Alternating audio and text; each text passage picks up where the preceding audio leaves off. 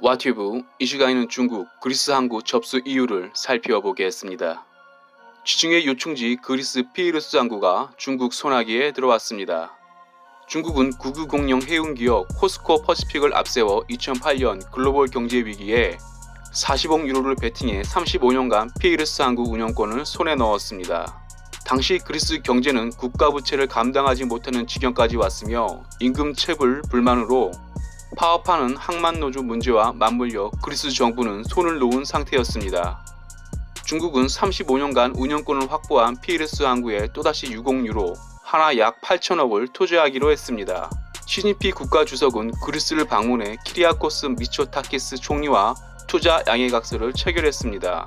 중국은 이번 양해각서 체결로 피레우스 항구 지분율은 51%에서 67% 상승했습니다.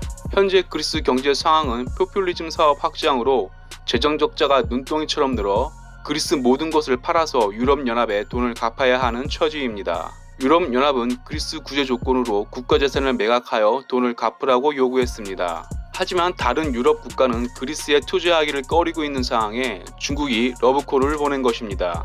피레우스 항구는 한국으로 비교한다면 부산항과 비교할 수 있을 정도로 전략적 항구입니다. 피레우스 항구는 약 2500년 전부터 아테네의 젖줄 역할을 했으며 천혜의 날씨를 배경으로 유럽에서 승객이 가장 많은 항구로서 세계 3위 규모를 자랑합니다.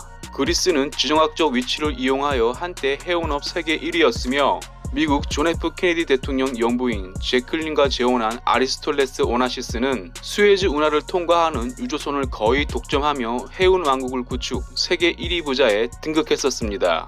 피레우스 항구는 수에즈운하를 통과하면 가장 먼저 도착하게 되는 주요 항구로 오래전부터 해운과 상공업 중심지 역할을 했습니다. 피레우스 항구는 지중해와 아드리아해 가교 역할을 하고 있어 서유럽 발칸반도 여러 국가는 피레우스 항구에 의존하고 있습니다. 또한 피레우스 항구를 군사적 요충지로 활용한다면 더할 나위 없이 좋습니다. 피레우스 항구는 고대 스파르타와 펠레폰네소스 전쟁을 치른 아테네 해군이 주둔했던 항구였으며 지금도 군사적 요충지로 손색 없습니다. 피레우스 항구는 에게해와 아드리아해를 끼고 있고 바가지 모양을 하고 있어 군사적 요충지로 활용한다면 적에게 노출이 안 돼 해군기지로 충분합니다.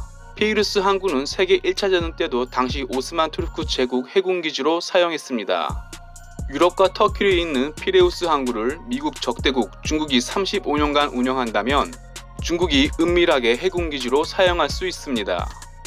실제로 치프라스 총리는 피레우스 항구 중국 해군 정박을 허가했으며 중국 해군 행사에도 참여했을 정도입니다. 중국은 본토가 미국 동맹국과 우방국에 둘러싸여 불리함을 이기는 방법은 미사일과 잠수함밖에 없습니다.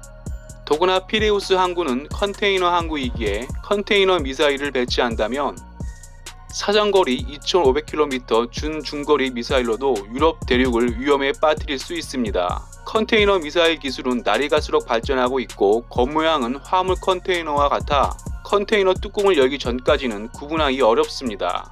이런 이유로 최근 북한, 중국도 컨테이너 미사일 개발에 박차를 가하고 있습니다. 중국은 주로 경제사정이 좋지 못한 나라 또는 미국 적대국에 파격적인 제안을 하며 접근하고 있습니다. 만약 중국이 경제사정이 엉망인 그리스를 군사적 요충지로 활용한다면 미국 군사동맹 나토 회원국을 상대로 도발하는 것이기에 미국과 나토의 대응이 주목됩니다. 와튜브 마치겠습니다. 유익했다면 구독, 좋아요, 피드백 부탁합니다.